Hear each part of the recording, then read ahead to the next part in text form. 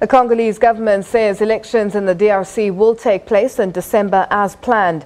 The elections have been pushed back on countless occasions due to an alleged lack of resources. Critics say President Joseph Kabila is determined to hang on to power and is attempting to rig the process. Meanwhile, the Kingdom of Lesotho says it appreciates South Africa's role in that country. This is despite concerns from within the country that Pretoria is not an honest broker. It's been reported that some within Lesotho have influenced a few countries in the region to ask South Africa to recuse itself as facilitator. President Cyril Ramaphosa, who was a SADC facilitator in Lesotho, has now appointed retired Deputy Chief Justice Dikgang Moseneke as his envoy to Lesotho.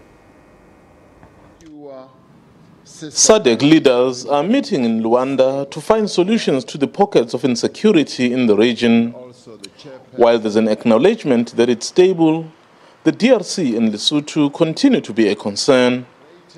President Cyril Ramaphosa has appointed former Deputy Chief Justice Dikgang Moseneke as facilitator in Lesotho. But there's speculation that some countries in the region are pushing for South Africa's removal. The Lesotho government says it isn't aware of that. Yes, Lesotho is very happy with the role that His Excellency the President of South Africa is playing as a facilitator in Lesotho. The DRC is another region's bugbear. The country is due to hold elections in December, but there are fears elections won't take place as they have been postponed several times. Another concern is whether incumbent Joseph Kabila will be willing to relinquish power. Our constitution says it 2 terms. A president serves 2 terms. No one else asks any president on the continent or outside, are you going to stand after your 2 terms? Why this question is become relevant when it comes to DRC, I don't understand. But it's only President Kabila will answer that question and not me. South Africa, which is heavily involved in the peacekeeping missions in these 2 countries, says it's satisfied with the work it's done to stabilize the region. We are not only looking at the DRC, we're looking at DRC and Lesotho, which in a nutshell it is the general security situation in the region. The focus was on those 2 countries. What I can say is, based on the inputs from the government of the Democratic Republic of Congo, is that the problem still remains in only 2 provinces. That is the North and the South Kivu. And again, not the whole provinces, some areas in the provinces. And exactly this is where the South African National Defence Force is deployed. The outcome of the meeting will give a clear indication of the direction the region is taking to stabilize itself following these challenges. SADC has always prided itself as the most stable region on the continent. But the security situation in the DRC and Lesotho poses a threat to that stability.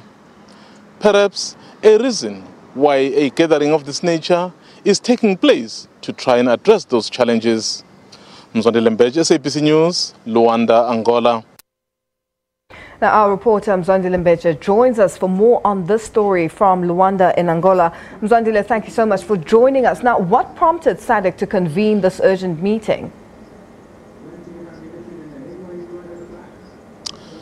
Thank you very much, Lulu. Indeed, this is a very important meeting, as you have alluded to its importance being convened on an urgent basis.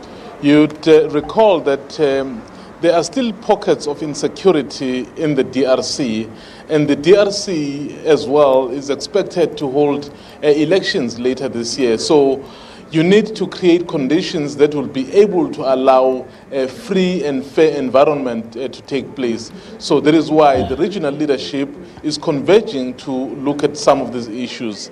And closer to home, Lesotho's issue has not been finalized as yet.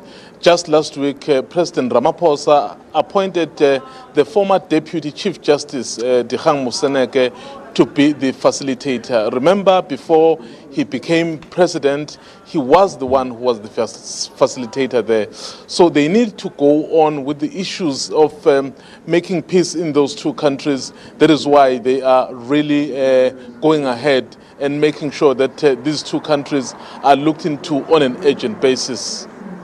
Now, Mzwandile, in terms of the two countries, what are still the issues, firstly, in Lesotho and in the DRC? Analysts have come out and stated that President Joseph Kabila does not want to let go of power. What are the reasons of him holding on to power in terms of the polls taking place on the 23rd of December this year?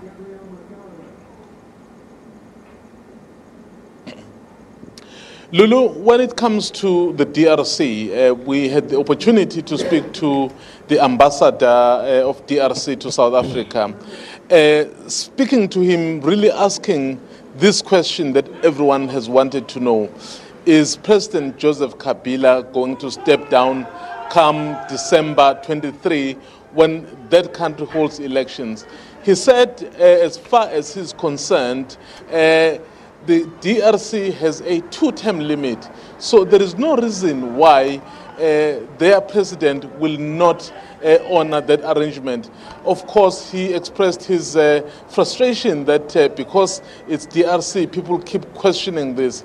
So the reason, Lulu, why people are not really sure what's going to happen is because the DRC elections, Lulu, are supposed to have long happened, and they have not happened because they said the resources to hold those elections were not sufficient, and as a result, the term of office of President Kabila got extended illegally. So that is why some people really believe that closer to the time, there will be other issues that will crop up. So the issue of DRC is also being looked into, but looking at what also is happening in the DRC, the president himself called a special session of parliament to look into the issues of the status of the former presidents, so which is an indication that perhaps he is ready to step aside come December 23. When it comes to Lesotho, Lulu, Lesotho is a bit of a different situation because we understand that there are some within Lesotho who actually want South Africa out of the mediation process for the reasons perhaps we may not be sure of. As a result, apparently they've mobilized some in the region to push that position, but we'll only be in the clearer position tomorrow when the final adoption of the outcome of this meeting is made public. Now, Mzwandile, the Troika is mandated to steer and provide member states with direction regarding matters that threaten peace, security and stability in the region. What are their main challenges dealing with member countries apart from the DRC and Lesotho?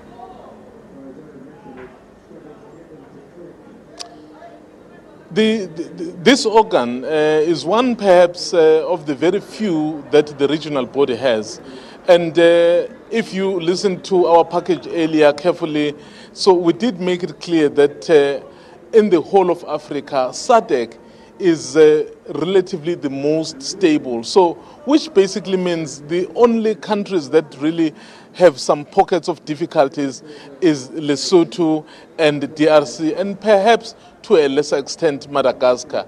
So they don't really have to do anything beyond this in terms of peace and security, because generally other countries in the region are stable, are peaceful, and then they perhaps are more democratic. So it's these areas that they are focusing on that really need attention. So as far as the Troika is concerned, it feels it's on course. Once it's able to get these countries that perhaps are problematic in line, so it will be able to achieve what it's set out to do. Now, Mzwai, yesterday was World Refugee Day, which was observed globally. In terms of that, the SADC Troika, the meeting that's currently taking place with the leaders, are they considering, or are they going to discuss issues that are faced by different immigrants who, especially coming from the DRC, in terms of stability and security and their safety in their countries? What are they saying with regards to the refugee crisis that the continent and the world is facing?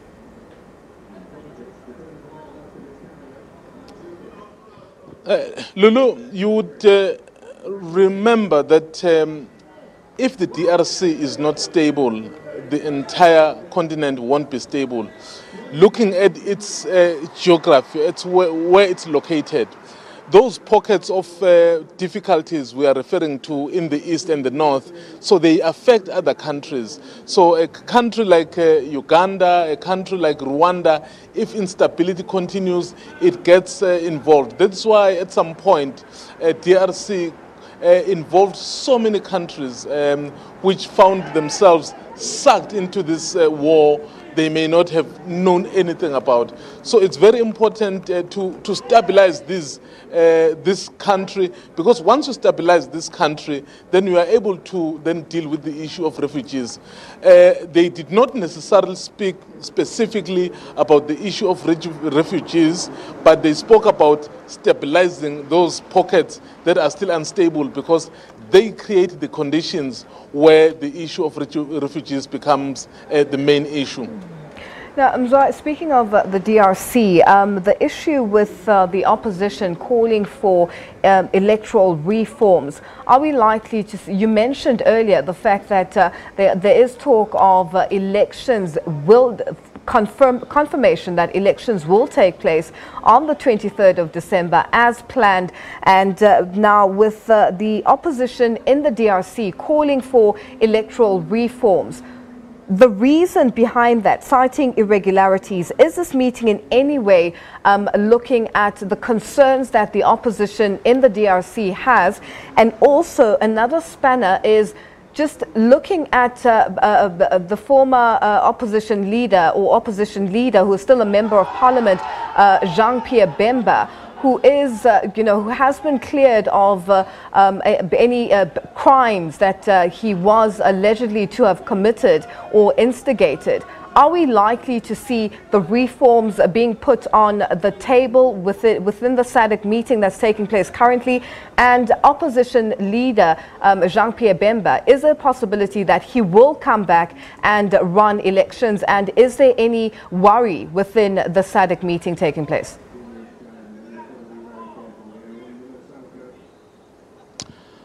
I think, Lulu, it's too early really to pronounce on anything regarding Jean-Pierre Bemba, because he's just been acquitted in court in Europe. So you would still find that there will still be issues relating to how this process will unfold, because whatever happens, they would not want a situation which will take DRC back to the days where it was fighting a lot of wars.